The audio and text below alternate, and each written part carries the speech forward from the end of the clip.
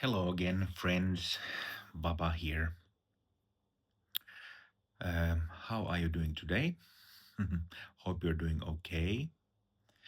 Um, I was talking with somebody, a friend, online friend, sent me a message yesterday and was kind of asking my views and opinions about the non duality scene these days. The non duality scene. So, um, here are my random thoughts about it. So it was a longer conversation, and we touched on a number of topics, talking about non-duality uh, in general, what the teachings are, what the lineages are, a little bit about the famous gurus, and so on. So, um, so what are we really talking about? Um, So my own personal practice history, um, kind of, I never really practiced this self-inquiry type non-duality practice that is common and popular nowadays. And I'm really happy that it is because, like I always say, sometimes people have very critical thoughts about, uh, you know, self inquiry practice in modern non duality or very critical views about secular mindfulness that has been, it's like a modern adaptation of Buddhist meditation without the Buddhism, without vows, without many other things. And often people are very critical about these things, but um, I always say that I think it's better to have secular mindfulness than not have it. I think it is better to have these simplified methods than not have them at all.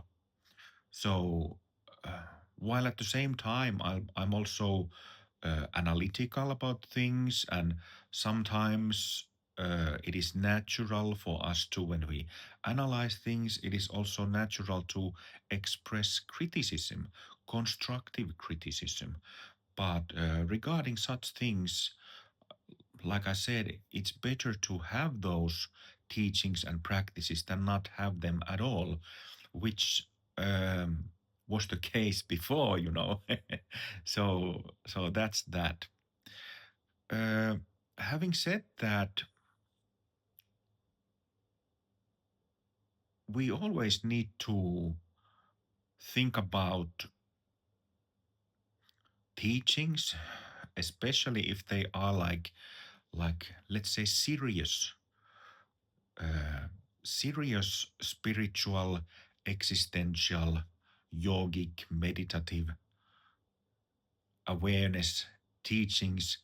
We need to have a proper context for them. And that context is always the so called enlightenment, or I prefer to use the term full enlightenment to clarify. The reason why I prefer to use the term full enlightenment is because just like the term awakening, enlightenment can be used in ways that mean something else than full enlightenment. So the term full enlightenment, I use it as a translation for the Buddhist term sambodhi. Sambodhi is a short version of the term anuttara samyak sambodhi, which is a Mahayana Buddhist term, which means supreme awakening or supreme enlightenment. And it simply means full enlightenment. And what does full enlightenment mean? Let's think about this in really logical, simple manner. So, awakening, enlightenment, this whole spiritual awakening process or process of spiritual transformation happens where? It happens in the mind. Mind is what energetics are, non physical energetics are. In other words, it happens in thoughts, in emotions, in these energetical activities of our mind. You could say that it happens in the psyche because, psychology is part of us, so it partially happens in psychology also, psychological functions, psychological content. And also, um, it happens in the physical body. So, enlightenment is something that happens in the mind, which is thoughts and emotions and energy, which is psyche, and also additionally, it happens in the physical body, right? This is basic logic, right? So, enlightenment is not some random vague thing. It happens in the mind, is related to mind, psyche, thoughts, emotions, energies, subtle energies, and the body. This is, even though it's kind of a simple thought, it seems like often this is forgotten. But uh, um, like it's been said by countless yogis and yoginis for many thousands of years, what do they tell us to do? They tell us to work with our minds, look at our minds. So, what does full enlightenment then mean? Uh, so, full enlightenment, not only partial enlightenment, not only like some degree of awakening, some degree of wakefulness, but full enlightenment or full awakening, full body, some body. What does that then mean? Well, it means that all of our mind, all of our energetics, all of our psyche, and even physical body should be covered by this enlightenment. In other words, it should be covered by wakefulness.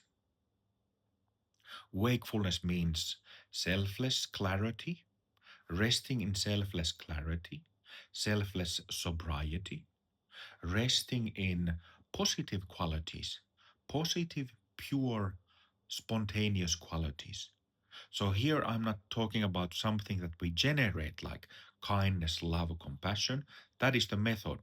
But from the perspective of our true nature, Buddha nature, we have kindness, love, compassion, playfulness, joyfulness, and so on, spontaneously radiating from that nature. So I'm talking about that selfless clarity, kindness, love, compassion, uh, even blissfulness, and then, of course, peacefulness. Peacefulness, groundedness, being at ease. So we are talking about these very easily understandable qualities, uh, energetical qualities, psychological qualities, spiritual qualities, being, I wouldn't say established in our nature, because inherently we have those qualities, but removing the causes of delusion and destructive habits, so that this basic nature that we inherently have can come out. So, when we speak of full enlightenment, it means that in the mind, in the psyche, there is no room, there are no causes for delusion and self centered negativity anymore. There are no causes of this kind of functioning of the mind and psyche. Those causes have been removed, whatever technique or practice or method we followed. This is a very logical and simple, but also complete explanation of what full enlightenment is, what somebody is.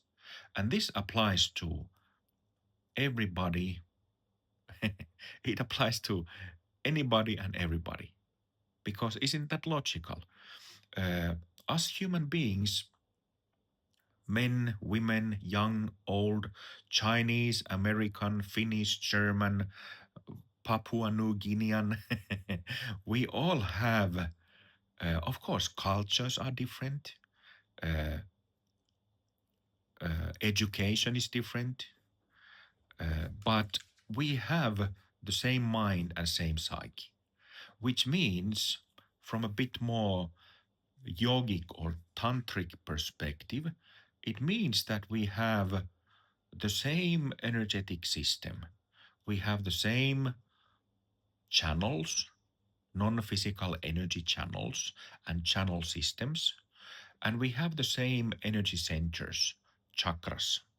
They are called nadis, chakras, meridians in, uh, in yoga systems, practice systems of meditation and internal cultivation. So it is basic logic that all people everywhere have the same subtle anatomy, same subtle anatomy. This is logical.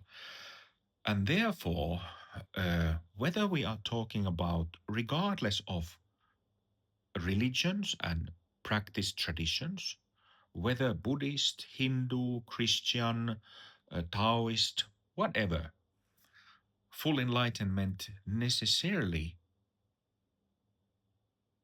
has to cover all of these subtle activities. By subtle activities, I mean mind, psyche, anything that is energetic, anything that is concerned with the mind and psyche.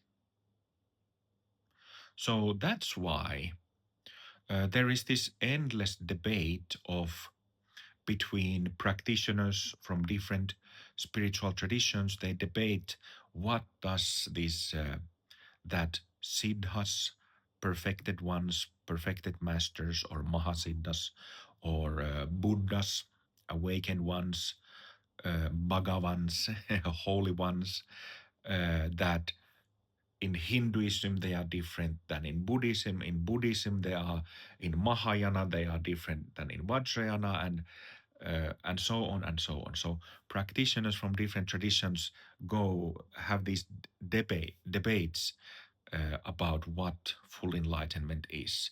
But, and of course, the debate is often about specific terms. So taking a term or definition and then comparing it with the definitions and terms of others. This is endless debate because uh, this is simply how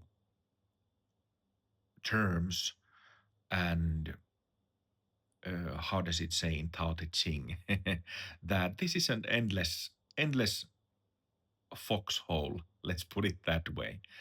But if we understand this basic idea that I just explained about full enlightenment, then we get a very different perspective of what full enlightenment universally to everybody, regardless of tradition and practice method, is. Right? Okay, so it took me 14 minutes to explain this. So now, if we think of spiritual scene, modern spiritual scene of today, the scene of awakening teachings, enlightenment teachings, non-duality scene, Buddhist scene, whatever. Something that always catches my attention and what I'm interested in, like I said, it's secular mindfulness, this modern non-duality is far better than not having those teachings at all. But something that I kind of am first interested in is whether the specific lineages of non-duality or spirituality, Buddhism, whatever, or specific teacher who is teaching it, if they have a good, sound understanding of what full enlightenment means.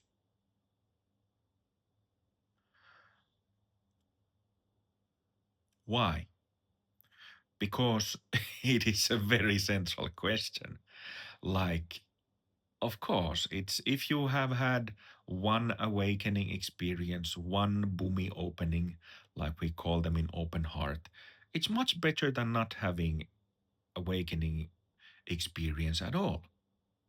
If you have had two awakening experiences, two boomy openings, it's far better than one boomy opening. And if you have had three boomy openings, three awakening experiences, it has again established your mind a bit more in this selfless clarity, and thus removed the poison of dualistic ignorance a little bit more than having two awakenings. Okay. And this is usually, I use the example of one awakening experience, two or three. Usually uh, teachers, instructors, people who give these teachings, non duality teachings, Buddhist meditation, they are usually on that terrain. Uh, just having had one, two, three awakening experiences, and then they teach from that experience of theirs. And again, it is far better to have a teacher who has had one awakening experience than to have a teacher who's had none. It's better to have a teacher who's had two awakening experience than one awakening experience. And this is kind of when you start listening to non-duality teachers, meditation teachers, Buddhist teachers, Zen teachers. This is if you know to uh, pay attention to certain specific things that they say, it usually becomes quite apparent quickly that this is kind of the terrain, the internal experience where they are and where they come from when they teach. But again, what I'm interested in, and the reason why I'm interested in whether the teacher or the lineage has understanding, clear understanding, and instructions and practices for the scope of full enlightenment is because in my personal practice, I spent, and I would say wasted, enough time because there was no proper, sound, comprehensive understanding and instructions of somebody of full enlightenment. So I'm kind of speaking about this topic from a couple of different perspectives, but it is very, very important to for the spiritual scene of the world, including non-duality scene, Buddhist scene, meditative scene, Vipassana folks, everybody, to start getting educated about this full enlightenment. And again, I'm not promoting Buddhist enlightenment specifically or Hindu moksha specifically, but I'm speaking about this and have spoken about this for 2 decades because it is my nature and it is your nature and it is everybody's nature we are talking about. This is the reason why it it surprises me again and again how people don't really come to ask this question. Okay,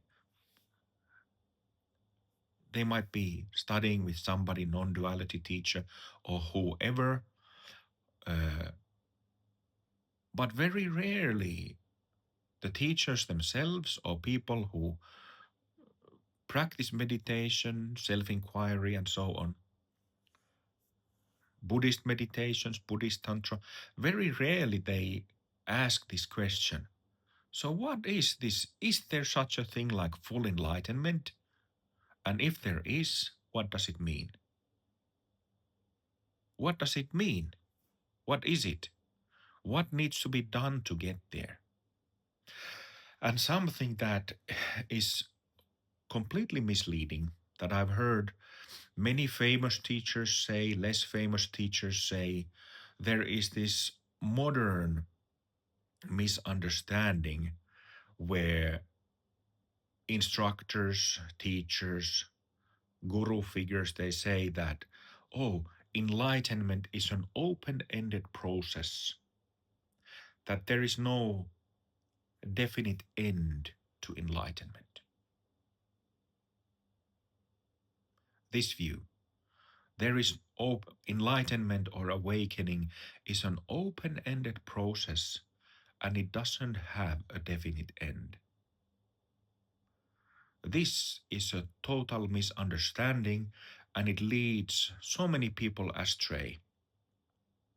And the reason how I can prove to you that it's a misunderstanding is because your mind, thoughts, emotions, subtle energy, your subtle bodies, and certainly not your physical body, it's not an open-ended like a, it's not an open-ended like a space-like air-like substance that just goes everywhere. No, you can see that this is where my body ends and where it starts. And this is the opposite side, right? So let's think about this. Enlightenment definitely is it's a definite process, and it certainly has limits in a sense, and those limits are your subtle bodies. Like if you can look at any yoga book or online source these days, and you can find some traditional presentations of the subtle bodies like drawings, artistic paintings or something, and you can um, see how they present the subtle bodies. And it's always they depict an aura, energy field around the body that has a outer rim. It doesn't just randomly, uh, how to say, expand endlessly. It doesn't. So everybody has an aura. Even enlightened masters have an aura. Okay? So it definitely has an edge to it. It doesn't just randomly, endlessly continue out into the atmosphere. And same thing when you look at these channels, chakras, energy centers, you can see, like if you watch 100 different images from traditional sources, you can see that they all show an aura and then some variety of energy channels in the aura and inside the body. So how then, if our subtle bodies, which is the mind, where the functioning of the mind, thoughts, emotions, energy, dreaming, anything, and the psyche where it actually functions, if that is the uh, terrain you're working within with different awakening enlightenment practices, how then could enlightenment be an open ended process that just keeps going on and on and on? So here we can see that it is a completely false misunderstanding, false idea that enlightenment would be an open ended process. It is not. And that it is not has been said by countless modern and ancient masters, yogis and yoginis, in one way or the other. They have said that this bodhi, this enlightenment, is that every human being has potential to attain it. Yeah, this has been said by countless masters, modern and ancient. So, coming back to the original question, what are my thoughts about the non duality scene and spiritual scene in general? Uh, this is definitely like uh,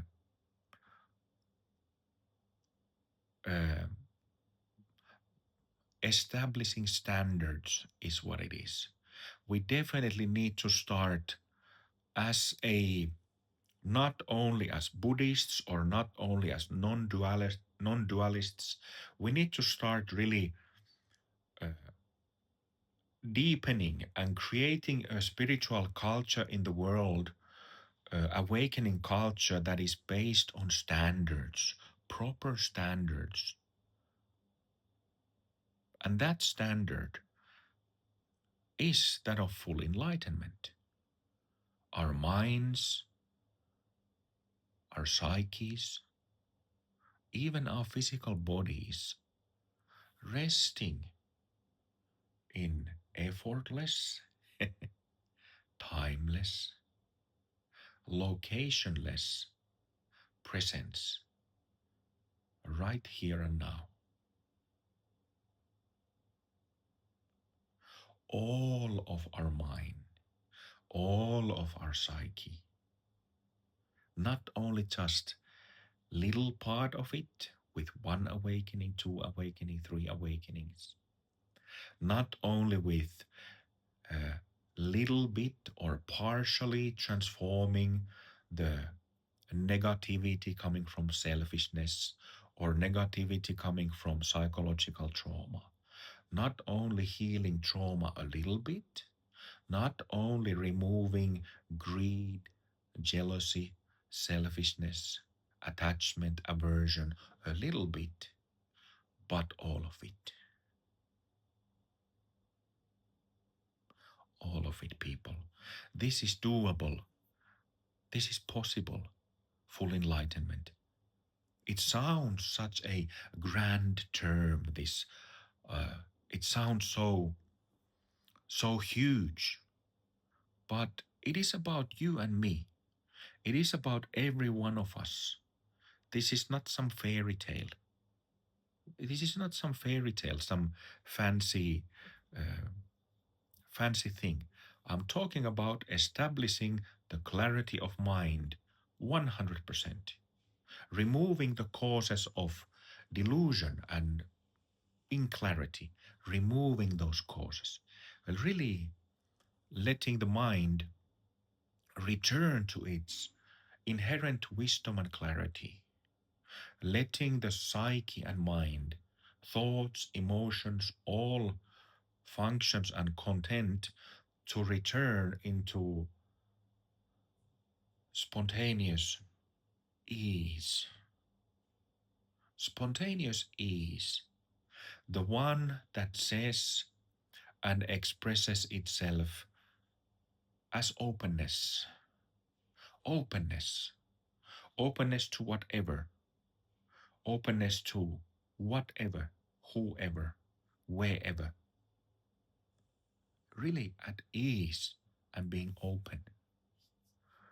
This is possible for everybody, absolutely everybody, 100%, uh, every moment of every day, 24/7. It is possible to uh, remove these causes of delusion uh, and negative functioning of the mind and psyche. It is possible to do that. And this is the beauty, the real beauty of having standards in spiritual education. And this is the beauty of our human nature. Isn't it wonderful, beautiful? And I'm not, please don't hear my words as a romanticization. I'm not, I'm not sugarcoating it at all. I'm not. So we are talking about something that is real, that is not, how to say, imaginatory, that is not imagined. I'm talking about something that is real, and I'm really just repeating the words of many recent and ancient masters. I am not saying, I am not presenting some crazy modern idea. I'm simply repeating the words of the masters. Okay, thank you very much, people. Today is Wednesday, I believe, and tomorrow on Thursday I will be traveling to Switzerland for our annual spring retreat, open heart spring retreat, and I will be there for 10 or 11 days. And I will be very busy next week teaching the retreat, so I don't think I will be making YouTubes from there. But I will make again another episode of my YouTubes on this Baba's Secret channel when I return. Uh, Again, please like and subscribe. Please share my videos if you feel like they are beneficial and could be useful for others. And also, you're welcome to leave comments below, questions, whatever. Thank you very much for listening, and see you in the next one. Okay. Cheers, everybody. Bye.